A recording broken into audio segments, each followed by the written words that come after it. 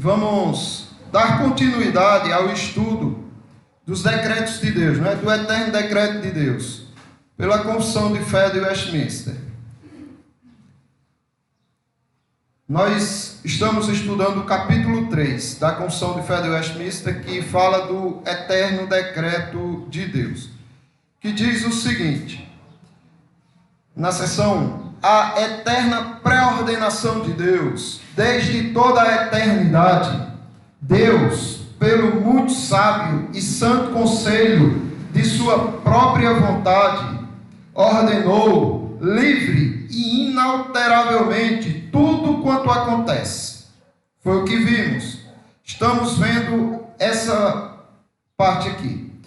Porém, de modo que nem Deus é o autor do pecado, nem violenta a vontade da criatura, nem é tirada a liberdade ou contingência das coisas secundárias, antes estabelecida. Então, nós vamos para o nosso terceiro encontro, onde diz: porém, de modo que nem Deus é o autor do pecado. Ou seja, as coisas foram decretadas, pré-ordenadas por Deus, de tal forma que nada escapa ao seu decreto.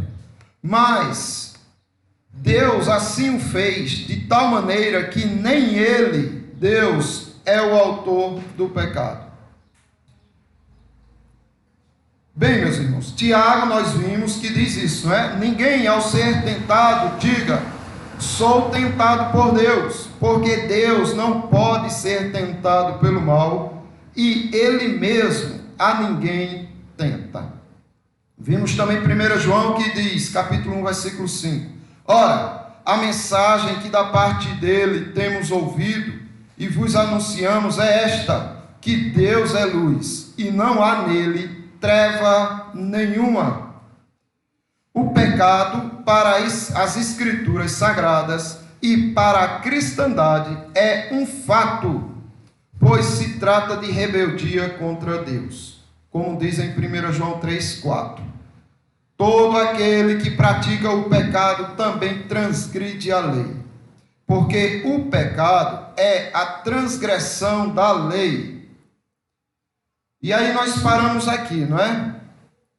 Nos seus eternos planos, o pecado estava previsto, pois desde a eternidade os redimidos já estavam pré-ordenados à redenção. Então, Deus, como o Santo colocou semana passada, Deus, Ele previu tudo que iria criar, não é? E Deus assim criou, mesmo sabendo que o homem cairia. O homem vai cair, não é por causa disso que eu vou deixar de fazer. Então Deus aí deixa a responsabilidade sobre o homem, que resolveria por ele mesmo cair.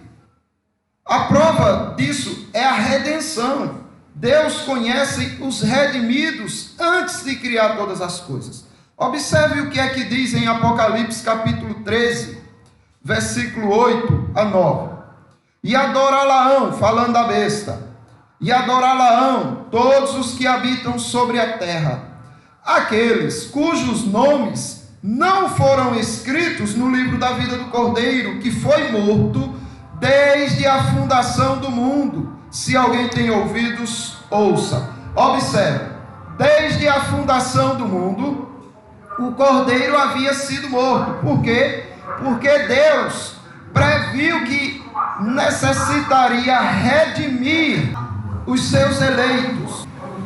À medida que Deus vê a necessidade de redimir os seus eleitos, Deus percebe que haveriam de cair. À medida que o homem escolhesse a queda, Deus não deixaria seus eleitos desamparados de salvação. E aqui nós vamos continuar. O homem, portanto, é o autor do pecado. Autoria prevista em decorrência de sua responsabilidade. Então é o homem o autor do pecado, certo? Isso antes de Satanás, não é? Ter caído também. Observe o que o Senhor diz a Caim. quando ele estava guardando mágoa no coração do seu irmão: se procederes bem, não é certo que serás aceito? Ou seja, olha, se você resolver fazer o bem, não vai ter problema nenhum contra você. Você vai ser aceito. Se, todavia, procederes mal, então, se você começar a alimentar estes sentimentos que procedem mal, eis que o pecado jaz à porta. O pecado já vai estar na porta. E seu desejo será contra ti, mas a ti cumpre dominá-lo. Então, é responsabilidade sua dominar o seu pecado, que bate à tua porta. O maligno tentou, mas a responsabilidade de pecar coube ao primeiro casal. Lembram disso, não é? Satanás, ele apenas tentou Eva, mas a responsabilidade da queda está sobre quem resolveu dar ouvidos à tentação, atender à tentação. Veja que interessante, em Atos capítulo 5, do 3 ao 4, como é apresentado. Então, disse Pedro, Ananias, por que encheu Satanás o teu coração? Então, observe, quem era que estava enchendo o coração de Pedro? Satanás, certo? De tentações, de desejos, e sempre alimentando aquela maldade que já era inerente de Ananias. Para que mentisse ao Espírito Santo, não é? Por que encheu Satanás o teu coração para que mentisse ao Espírito Santo? Reservando parte do valor do campo. Porque aqui Ananias resolveu querer aparecer. Os cristãos, na verdade, estavam distribuindo entre os apóstolos o que eles tinham. Se tinha 2 casas, vendia uma, dava, porque a perseguição estava gerando fome e os irmãos estavam necessitados e precisavam desse socorro. Então os irmãos foram fazendo.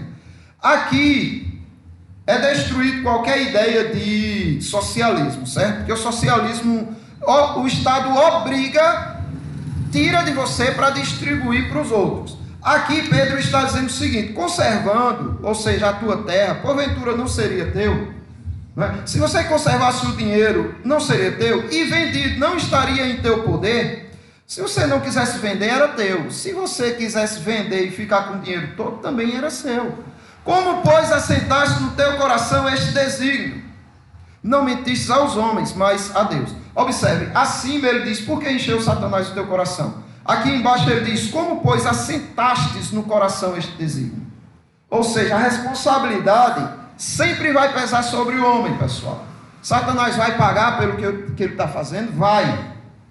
Por toda a tentação, por todo o mal que ele está gerando, ele vai pagar.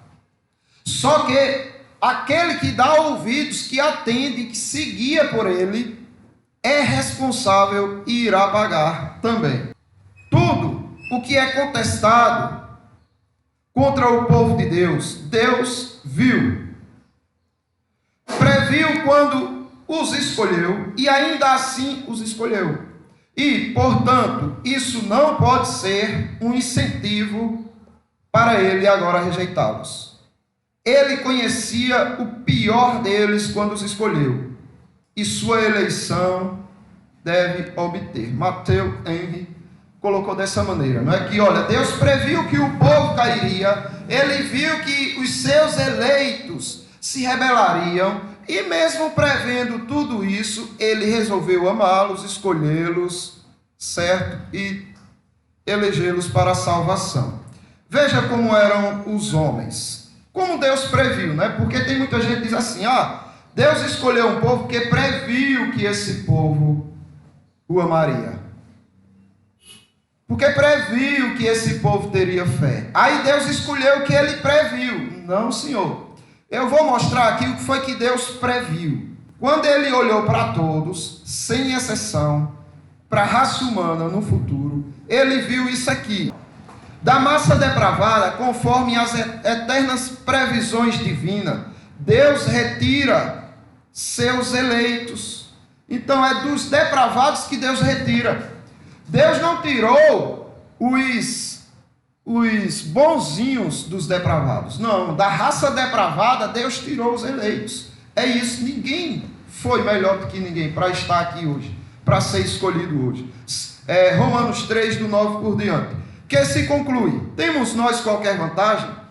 Não, de forma nenhuma. Paulo está falando dos judeus, porque os judeus não foi o povo inicialmente escolhido por Deus, não é? Para representar o Senhor na terra. Aí Paulo está dizendo, aí nós temos qual a vantagem da gente? Temos alguma vantagem? Não, de forma nenhuma, pois já temos demonstrado que todos, tanto judeus como gregos, estão debaixo do pecado, todos.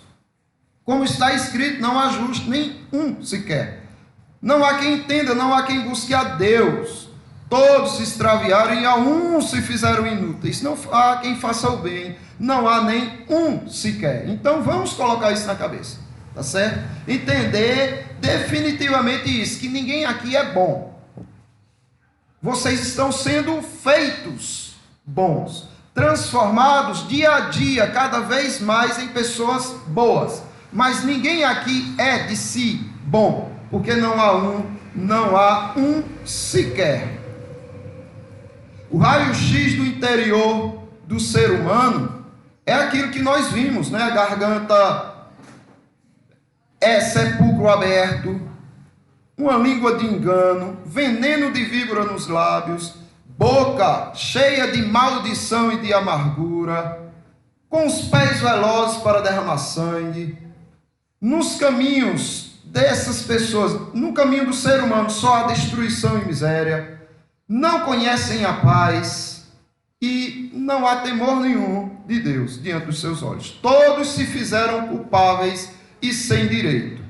Aqui é a capacidade do homem, é o que Deus viu no interior do homem. E só quem muda isso é Deus, certo? O pecado no coração do homem, ele às vezes é até invisível aos olhos de outros. Nossa, fulano é tão bom. Nossa, fulano faz o bem a tanta gente. Mas lá dentro existe uma sementinha chamada pecado, pessoal. E o potencial dela é essa. Tem os pés velozes para derramar sangue, no seu caminho a destruição e miséria. A garganta deles é sepulcro aberto. É isso daqui. Aquela sementinha no coração daquela menina, daquele menino, daquele homem, daquela mulher. É isso daqui. É esse potencial todo. Imagine você, a semente de uma azeitona, aquelas azeitonas roxas. Você pega, não dá nada por aquilo, né? Joga longe, faz o que quer com aquele carocinho. Mas você planta ele e veja o tamanho de árvore que ele não se torna, certo? Que para arrancar dá trabalho, enquanto a raiz dele não se aprofunda na terra. Assim é a semente no coração do homem. Se o homem aguar, ele fica mal. Se ele aguar mais, pior. Então observe que quanto mais é aguado o pecado no seu coração, mais potencial ele tem, a ponto de você chegar a isso daqui. Eu já vi cenas de um pai e uma mãe que vinha com um bebezinho, deu não sei o que nele, que ele pegou o bebezinho e estourou assim no vidro do carro, assim, jogou o vidro de um carro e estourou na frente. Pum! E aí foram e fizeram a reportagem, porque isso, porque aquilo, e ninguém conseguiu entender.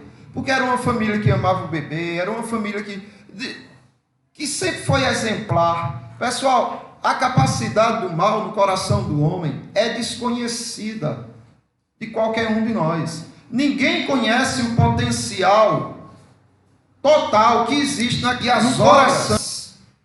Só denunciam isso. As obras de cada um só denuncia isso. Visto que ninguém será justificado perante ele por obras da lei, em razão que pela lei vem o pleno conhecimento do pecado. Entendeu? Ah, mas eu faço bem. Eu não mato, eu não roubo, eu não bebo, eu não fumo. Ah, você está chamando a lei, é? Você está chamando a lei para te justificar, para tornar você puro diante de Deus? Pois bem, agora é que você vai ser condenado mesmo, pois em razão da lei vem o pleno conhecimento do pecado. Quanto mais a lei você conhece, mais você percebe que é pecador. Não, mas eu não faço. Você pensa que não faz. Até um simples pensamento já torna você alguém que viola a lei de Deus. Jesus Cristo disse isso. Os doutores da lei, os fariseus, se gabavam disso, da lei, eles se gabavam. Eles diziam: eu não adultero, eu não mato, eu não me prostituo, por isso que eu sou melhor do que esses outros aí, que praticam essas coisas. Aí Jesus Cristo chama todos e diz: olha, ouviste que foi dito, não adulterarás. Eu, porém, vos digo, se no coração tu desejares uma mulher, a mulher teu próximo, no coração tu já adulteraste com ela. Ou seja, Jesus Cristo disse: vocês também são adúlteros. A lei não pode salvar vocês, porque vocês quebram ela. Percebam, se apenas uma, definitivamente uma solução, só há uma, para escapar da condenação. Só há uma apenas solução para escapar da condenação. O versículo 21 diz por diante: mas agora, sem lei, se manifestou a justiça de Deus, testemunhada pela lei e pelos profetas. Veja bem, sem lei se manifestou a justiça de Deus. Aquelas pessoas que não conseguiam cumprir a lei, elas foram alcançadas por Deus. Sem lei, sem precisarem ter praticado a lei, elas foram salvas. Se manifestou a justiça de Deus, testemunhada pela lei e pelos profetas. Observe, como foi que os profetas testemunharam a justiça de Deus?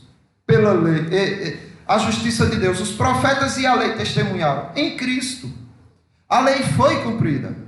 Deus é santo, é justo, como vimos no sermão, ninguém o suborna, ele é um juiz justo, e ele ia cumprir a lei dele. A lei precisava ser exigida, precisava ser requerida. E porque os homens pecaram, eles precisavam ser punidos na vara da lei. Aí o que Deus faz? Enviou Jesus Cristo para que cumprisse a lei. E agora a lei testemunha a justiça de Deus em Jesus. Os profetas também testemunham a justiça de Deus em Jesus.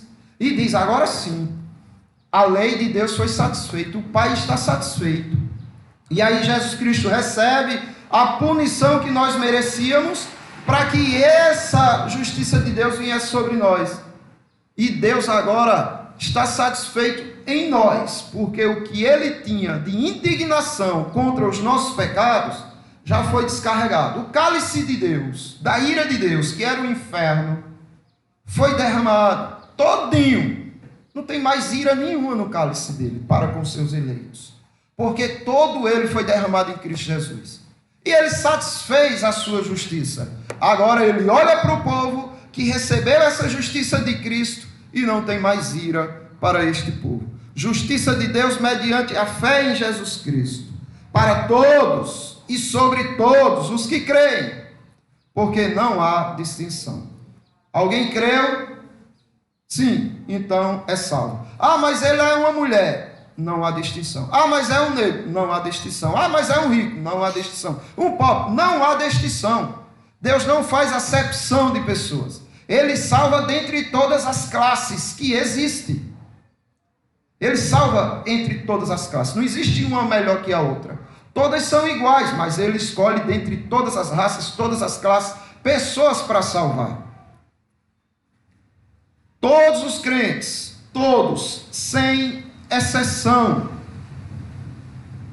Pois todos pecaram e carecem da glória de Deus. Todos, certo? Toda a raça humana carece da glória de Deus. Sendo justificados gratuitamente por sua graça, mediante a redenção que há em Cristo Jesus. Parece redundância, não é? Mas não é não. Ele apenas está reforçando como foi a salvação de cada um que ele escolheu. Sendo justificado gratuitamente por sua graça. É porque você não teve nenhum mérito nisso. Você não teve nenhum serviço nessa salvação. Foi somente e unicamente gratuito. Você não pagou nada por ela. Aí, por sua graça. Graça aqui é um favor imerecido, algo que vai além, que é muito superior de qualquer outro favor na terra. Porque veja, se você gosta de alguém, você vai presentear essa pessoa. Deixa-nos. Gostei muito da definição de graça, elas gostam muito, que diz o seguinte: a graça é a seguinte, você não merece, de forma nenhuma, não merece, mas Deus dá. É dessa forma. Por isso que a gente diz que a gente vive segundo a misericórdia de Deus e somos co-herdeiros de Cristo segundo a graça de Deus. Porque a misericórdia é justamente o contrário. Você merece o quê? Você merece inferno. Mas Deus não dá. Né? Justamente. Veja só. Tem uma pessoa que nunca fez nada de bom para você, também nunca fez mal, certo? Aí você vai lá e dá algo a essa pessoa, dá um grandioso presente a essa pessoa. Ele deu de graça. Por quê? Porque ele nunca recebeu nada em troca, nem espera receber nada em troca. Aquela pessoa nunca fez nada de bom, ele nunca conheceu essa pessoa, passou ali, vem cá, toma isso para você. Algo extremamente valioso. Isso seria uma graça à luz humana. A graça de Cristo vai muito além disso, meus irmãos. A graça de Cristo, como Jobs colocou, é algo que você não merece.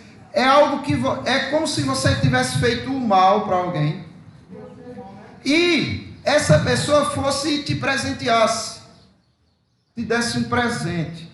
É algo que a mente humana não consegue compreender, certo? Por quê? O que foi que aconteceu? Deus envia seu Filho como presente para a humanidade. E a humanidade faz o que com ele? Fez o que fez. Matou o unigênito de Deus. Matou Jesus Cristo da pior maneira possível. E o tratou da forma mais desprezível possível. Graça a isso. Deus olha o que estão fazendo com o Filho dele e diz: eu vou amar vocês. E ainda ama essas pessoas. E ainda salva essas pessoas. Porque Jesus Cristo salvou a nós que o matamos. Eu não matei não, matou sim. Gentios e judeus, todos mataram a Cristo. Gentios e judeus. Se nós estivéssemos lá, se fôssemos funcionários do Estado romano, seríamos nós que estaríamos pregando os cravos na mão de Jesus Cristo e nos pés. Seria. Mas entenda, Deus olha e diz: vou salvá-los. Mas eles estão fazendo o que de bom pelo Senhor? Nada. Muito pelo contrário, eles estão fazendo de mal. Eles estão matando meu filho. Mas eu vou salvá-los. Eu vou amá-los. Isso é graça, meus irmãos. Não tem como compreender. Então observe, o pecado reside no homem. Em Deus reside a graça, a justiça, a misericórdia, certo? A ira, a vingança.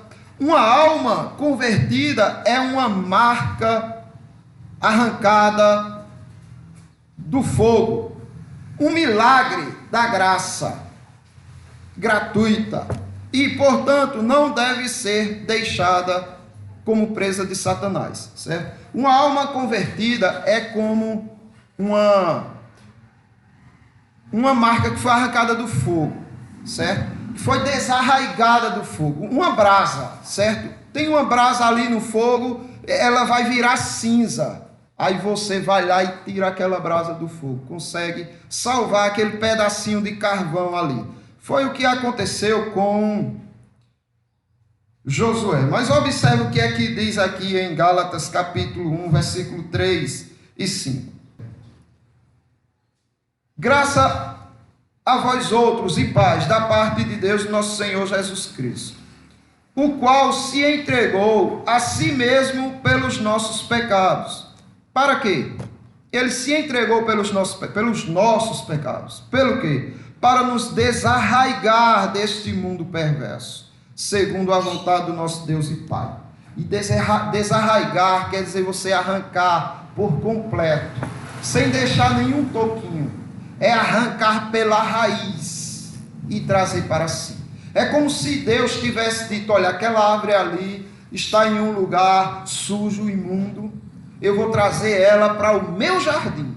Aí vai lá, pega a árvore, arranca ela, desarraiga ela, tira ela pela raiz e planta no seu jardim. Como foi com Josué, assim é conosco. Eu acho muito linda essa história aqui, essa parte da história de Josué, onde ele está perante o Senhor. Vê só que interessante. Deus me mostrou, em Zacarias capítulo 3, de 1 por diante, Deus me mostrou o sumo sacerdote Josué, o qual estava diante do anjo do Senhor. Quando está aqui com A maiúsculo, esse anjo do Senhor quer dizer Yahvé, quer dizer o próprio Jesus Cristo. É o anjo de Yahvé, é o próprio Cristo, é o próprio Deus. Josué estava diante dele. Quem era Josué? O sumo sacerdote. Existia o sacerdote, existia o sumo sacerdote. O sumo sacerdote era de todos a autoridade máxima, religiosamente falando. Era quem precisava ser o mais puro de todos os outros. O sumo sacerdote era o único que tinha acesso ao Santo dos Santos. E ele, quando entrava, ele vinha com os sininhos nos pés, na barra lá, naquele vestido lá. Porque as pessoas de fora, no tabernáculo, na parte externa, ficavam escutando. E ele ia caminhando e os sininhos balançando. E a pessoa dizia, está vivo. Quando aqueles sininhos paravam de tocar, é porque certamente o sumo sacerdote foi fulminado por Deus. Ele foi fulminado por Deus porque estava lá impuro diante do Senhor. E o que acontecia? Por não estar mais o barulho dos sininhos, ele tinha também uma corda amarrada na cintura. E aí as pessoas, para não entrarem no Santo dos Santos e também serem fulminados, puxava o sumo sacerdote pela corda para tirá-lo de lá. Certo? E aqui, Josué era um sumo sacerdote diante do anjo do Senhor. E o que aconteceu? E Satanás estava à mão direita dele. Para quê? Para se lhe opor. Veja que interessante. Josué diante do anjo do Senhor, Satanás do lado direito de Josué, com a intenção de opor-se a Josué, de acusá-lo, de condená-lo, né? Um tição desarraigado do fogo era Josué. Ele foi tirado do fogo. É o que o próprio Deus diz, observe. Mas o Senhor disse a Satanás: o Senhor te repreende, ó Satanás. Sim, o Senhor que escolheu a Jerusalém te repreende. Não é este um tição tirado do fogo? O que é que Deus dá de resposta a Satanás? Diz, olha, o Senhor te repreende, ó Satanás. Sim, o Senhor que escolheu a Jerusalém. Está vendo? Jerusalém foi escolhida dele. Então, você não tem autoridade contra Jerusalém. E o Senhor te repreende, e não a Jerusalém, mas repreende a você. Porque este foi um tição tirado do fogo. O indigno diante do santo de Israel era Josué. Ora, Josué, trajado de veste suja, estava diante do anjo. Preste atenção, porque a questão das vestes aqui representa tudo, certo? Se você observar em Êxodo, as vestes representavam a pureza diante de Deus. Farás, Êxodo 28 por diante. Farás vestes sagradas para Arão, teu irmão, para a glória do ornamento. Então as vestes eram para a glória do ornamento. Falarás também a todos os homens hábeis, a quem enchi do espírito de sabedoria, que façam vestes para Arão, para consagrá-lo, para que me ministre o ofício sacerdotal. E estarão sobre Arão e sobre os seus filhos, quando entrarem na tenda da congregação, ou quando se chegarem ao altar para ministrar no santuário, para que não levem iniquidade e morram. Isto será estatuto perpétuo para ele e para a sua posteridade depois dele. Então, estas vestes aqui representavam justamente a santidade que o sumo sacerdote deveria estar diante do Senhor. E como Josué estava com as vestes sujas diante do anjo do Senhor, era para ter sido fulminado, irmãos. E é justamente isso que Satanás está questionando. Oi.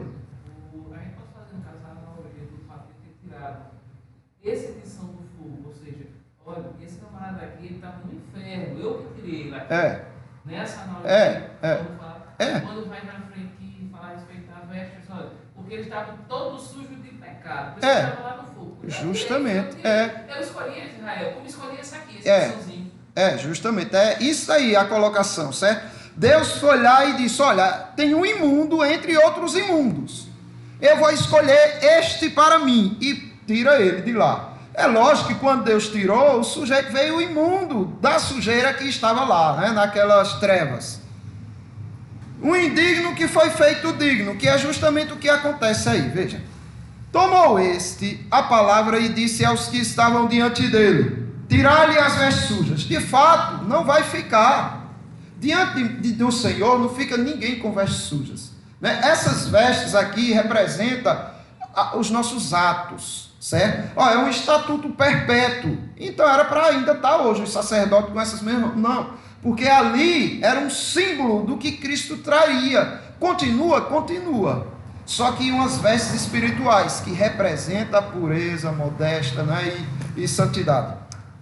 Tomou a palavra e disse aos que estavam diante dele, tirai-lhe as vestes sujas. E Josué disse, eis que tenho feito... Não, eis que... A Josué disse, eis que tenho feito que passe de ti a tua iniquidade, e te vestirei de finos trajes. Entendem o que Deus faz?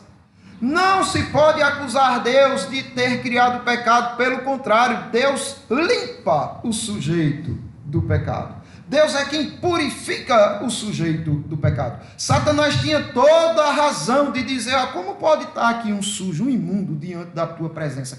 Tua santidade deve fulminá-lo. E o Senhor disse, olha, fica calado, você não tem parte nenhuma com isso daqui, certo?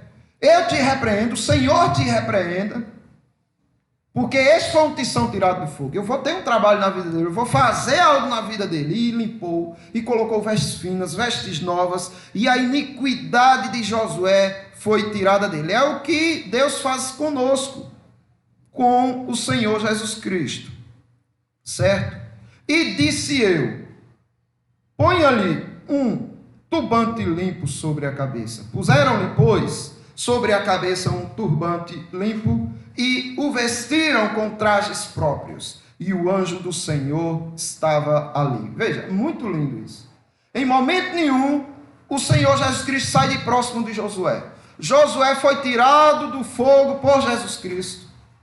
Josué é confrontado por Satanás, e Jesus Cristo o repreende. Josué recebe novos trajes, e Jesus Cristo estava ali, certo? É o que acontece conosco. Por que não somos atingidos pelas acusações de Satanás? Por que não caímos da salvação? Porque Jesus, o Senhor, Yahvé, está ali com você, em todo momento. De forma triste para nós, até quando estamos pecando. Praticando o pecado, e Jesus Cristo ali, diante de nós, certo? Para nos representar. É óbvio que ele se entristece com o pecado, com o nosso pecado. É óbvio que ele vai nos limpar dos nossos pecados e até nos punir por causa dos nossos pecados. Mas ele nunca sai do teu lado. Eu já vi um irmão ter vergonha de outro, certo? Um pequeno e um grande. O irmão grande se vestia bem, tudo, e o pequeno era mais... E todo atrapalhado. E vinham os dois. Quando o irmão mais velho observou que vinham as pessoas do convívio dele, da alta e tal, esse irmão deu uma volta assim no outro, quando o outro perdeu a atenção, e foi por outro caminho.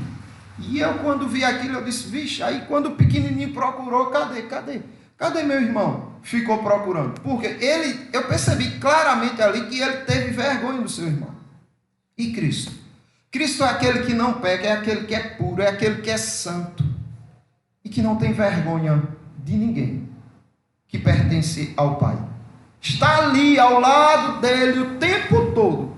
Quer esse sujeito peque, quer esse sujeito obedeça, ele está ali, do lado dele, certo? Representando aquele e guardando e cuidando. Os conhecidos, predestinados, chamados, justificados e glorificados.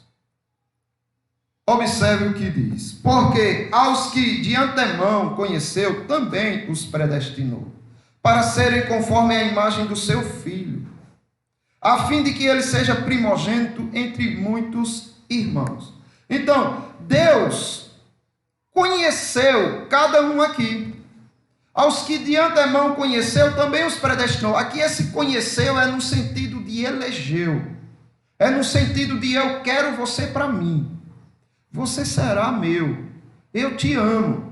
Mas esse conhecer, meus irmãos, não é conhecer algo de bom que está na pessoa. Porque nós já vimos anteriormente que Deus olhou e conheceu todos. Nesse sentido de conhecer, Ele viu que todos eram iguais. Não havia um sequer puro. Não havia um sequer limpo.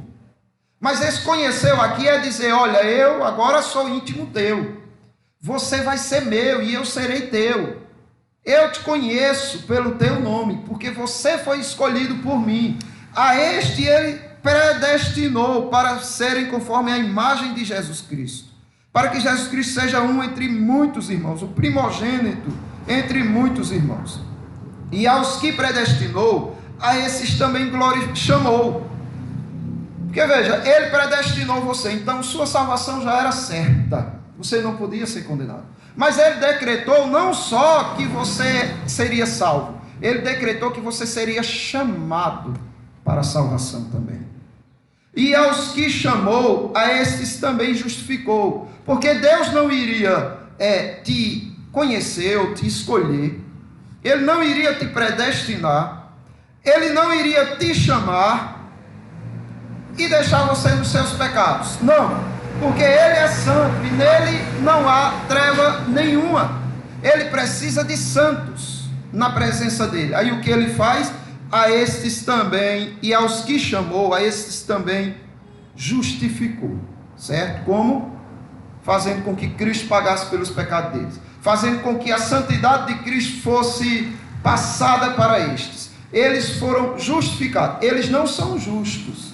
Eles foram justificados. Ou seja, a justiça de outro foi passada para eles. A justiça de Cristo foi passada para eles. E aos que justificou, a estes também glorificou. Olha a linguagem, já estão glorificados. Estamos lá com Deus. Estamos lá com o Senhor. Desfrutando do paraíso com o Senhor. Estamos hoje lá para Deus.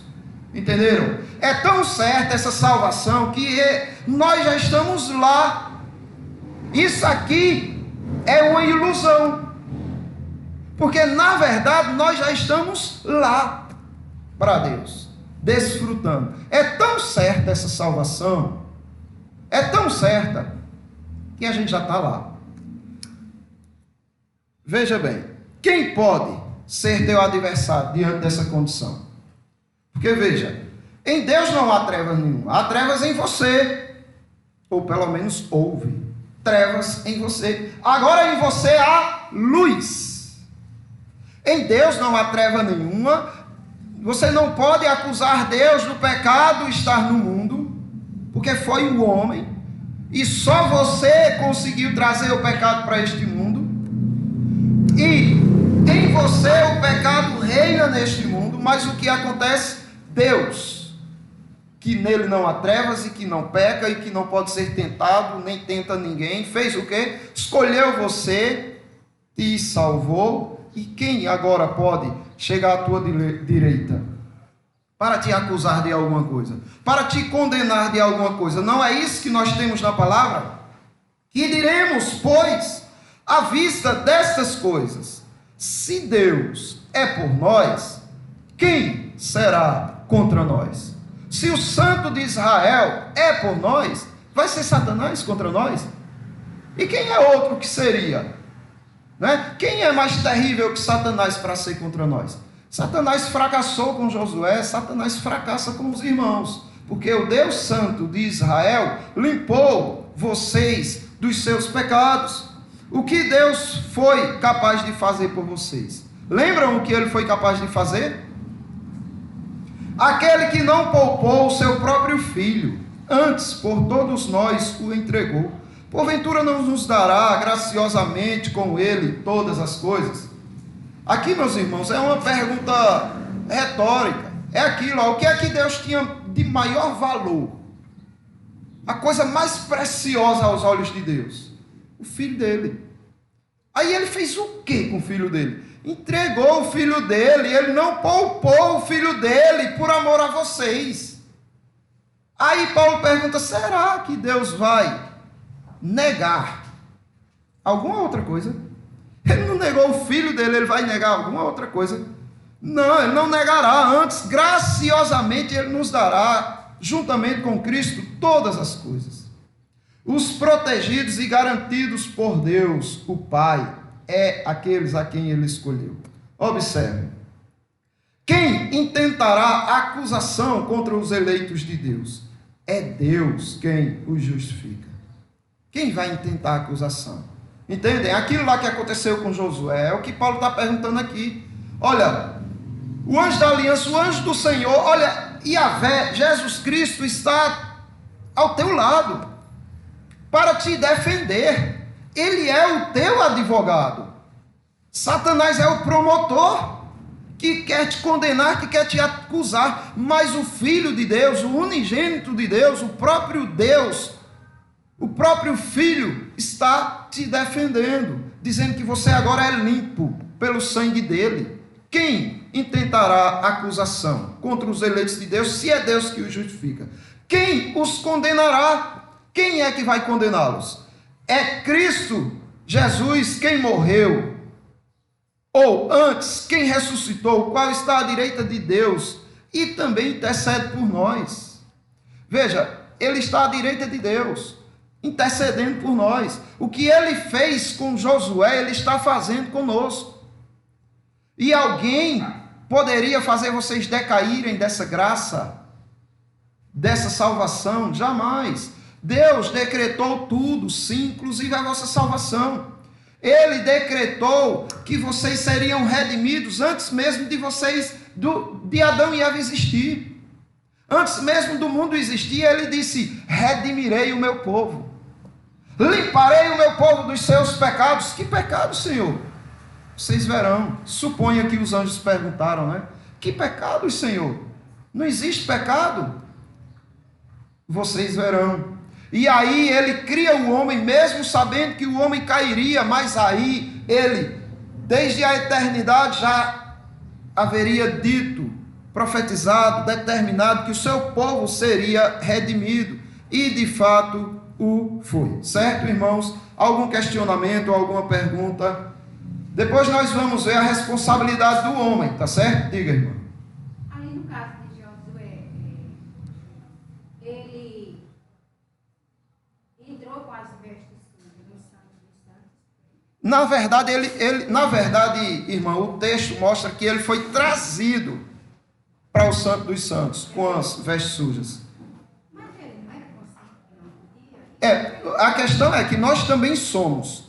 Todo crente é consciente que não pode orar, estar na presença de Deus, estar vivendo nesse mundo dizendo que é cristão e ao mesmo tempo continuar praticando pecado, né? Cair e pecar.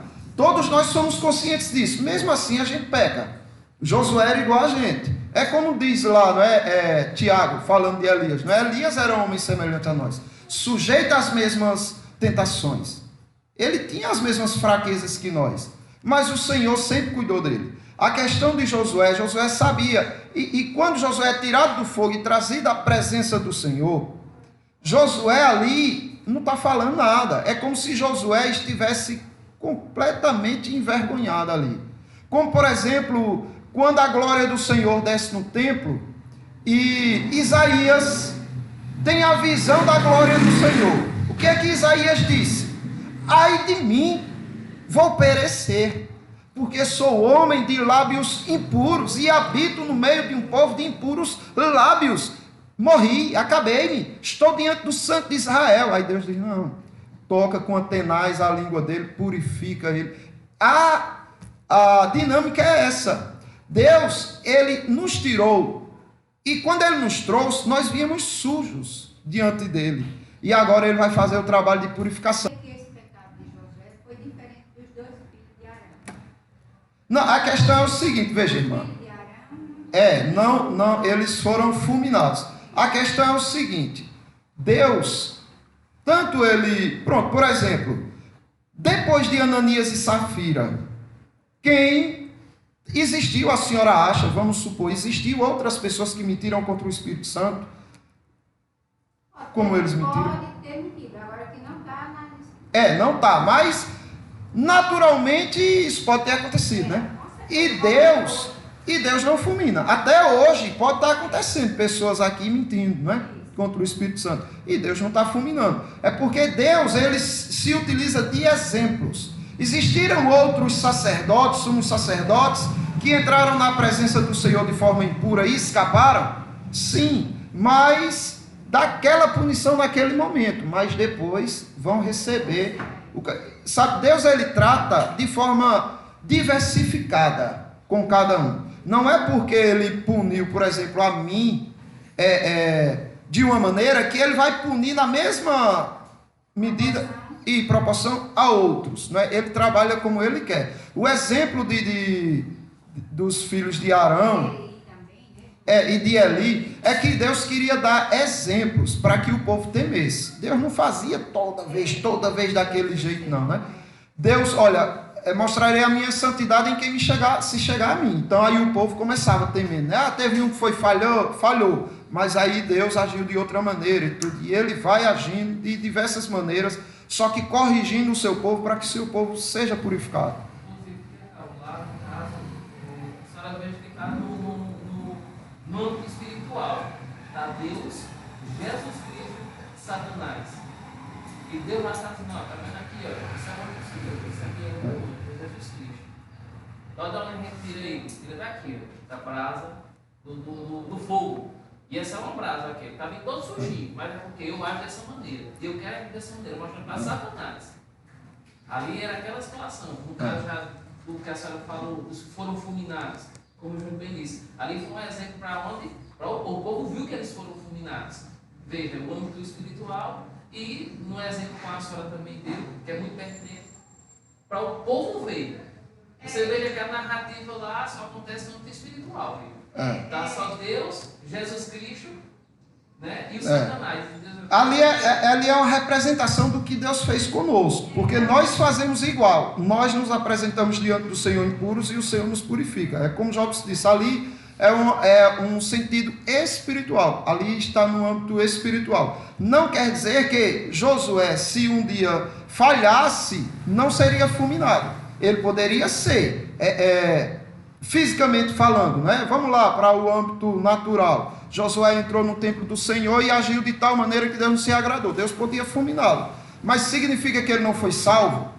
Significa que ele não foi um tição tirado do fogo? Não. Só que Deus corrigiu ele ali, fisicamente, para que o povo percebesse que não pode chegar diante do Senhor de qualquer maneira. Sabe? Agora que isso não quer dizer que foram condenados, não eram salvos. Não. Quando Deus corrige o filho, às vezes ele corrige de tal maneira que diz, não desmaieis, quando for por ele reprovado, né? Hoje não é como ali em Jeremias, quando o Senhor dá as regras para o povo que saíram do Egito. E o Senhor diz, olha, a terra que vocês vão, não se contamine com os moradores de lá. É como eu com meus 4 filhos. Eu digo, olha, vocês são meus filhos, não façam tal coisa. Aí o filho vai e faz. Então, teve ali as bênçãos e teve as maldições. Eles escolheram maldição. Isso, Então. É como ali também nos filhos de Eli. Porque quando